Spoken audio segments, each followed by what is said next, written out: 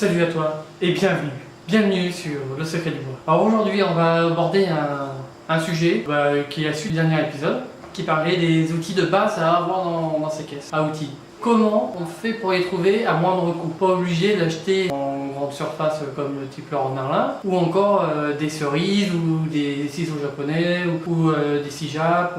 On n'est pas obligé d'acheter tout ça dans un premier temps. Bien sûr c'est des très bons outils, je vous les recommande, mais si vous êtes amateur et que vous venez juste de commencer, pas besoin. Pour le moment, moi j'ai fait des années sans ça et j'ai très bien réussi mes ouvrages. Donc tout simplement, moi ma caisse à outils elle est équipée essentiellement de vieux outils que j'ai chiné dans les brocants, sur les marchés, que tu sois dans n'importe quel endroit, au final il y aura toujours un endroit pour chiner. Et en les chinant déjà on va avoir une meilleure qualité d'outils, parce que très clairement l'alliage qu'on va trouver par exemple chez Leroy Merlin à un ciseau 30 mm, on va payer ça déjà 25 euros, ou peut-être même 20 euros. À ce prix là encore moins cher, à 10 euros on a ça en brocante avec un meilleur alliage et un alliage acier trempé. Donc on pourrait croire que les outils qu'on va trouver ils sont de meilleure qualité parce qu'ils sont plus modernes.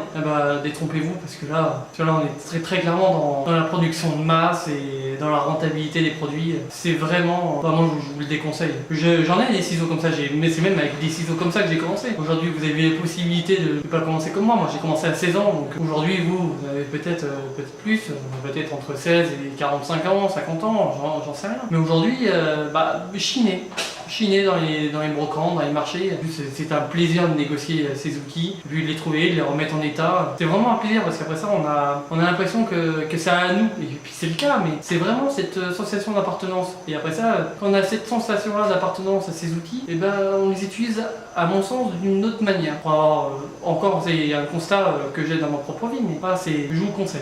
Après ça, pareil pour les scies, pour les rabots. Les rabots, évitez quand même les semelles bois, parce que si vous savez pas régler un rabot, c'est un peu plus compliqué. Avec les rabots en semelle métallique, ce qui est bien, c'est qu'il y a deux petites molettes de réglage, une pour le réglage du fer, l'autre pour le réglage du contrefer, enfin bref, pour l'inclinaison du fer par rapport à la semelle. Donc moi c'est ce type de rabot là que je vous conseille, ça va très bien, c'est facile à régler. Par contre, petite précaution, si vous l'achetez, il va falloir faire quelques manips, aplanir la semelle, et ça je vous montrerai dans une autre vidéo dans le courant de la semaine prochaine. Pour les scies, vous avez des scies à cadre. Les scies, de toute façon en règle générale, que ça soit une scie à cadre avec une lame, une cadre bois avec une clé pour serrer la lame, ou autrement carrément une scie à dos avec on va dire que la scie doit être réaffûtable, parce que c'est aujourd'hui les scies que vous allez acheter pas pareil, encore à Leroy Merlin, tout ça, vous allez payer ça peut-être pas grand chose, mais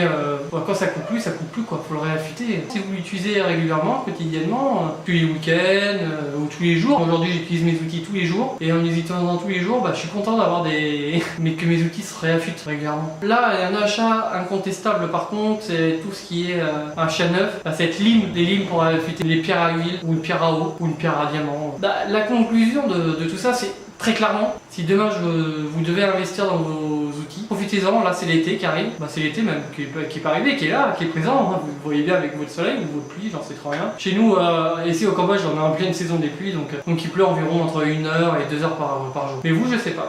Donc profitez-en pour aller chiner, pour aller trouver vos outils, voilà, pour constituer ce petit minima qui va avoir du sens dans la suite de vos ouvrages. J'espère que cette vidéo t'a plu. Si la vidéo t'a plu, n'hésite pas de t'abonner. Cette chaîne-là est vraiment dans ces petites astuces là, dans des explications, dans les techniques que je peux t'apporter au quotidien dans ta réalisation, dans ta passion.